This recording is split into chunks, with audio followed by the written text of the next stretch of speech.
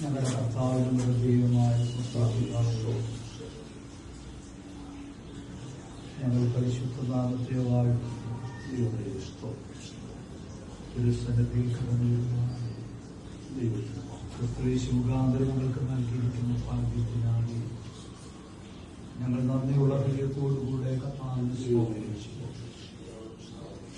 ദീർഘവർഷങ്ങൾ കർത്താവിനെ സേവിക്കുകയും ദൈവരാജ്യത്തിന് മഹത്വം വേണ്ടി പ്രവർത്തിക്കുകയും ചെയ്ത് നമ്മുടെ ദാസൻ കഴിഞ്ഞ തിങ്കളാഴ്ച രാവിലെ തിരുസന്നിധിയിലേക്ക് വിളിച്ചതുകൊണ്ട് ഞങ്ങൾ നന്ദിയുള്ള ഹൃദയത്തോട് കർത്താവിനെ സ്വാഗതം ചെയ്യും.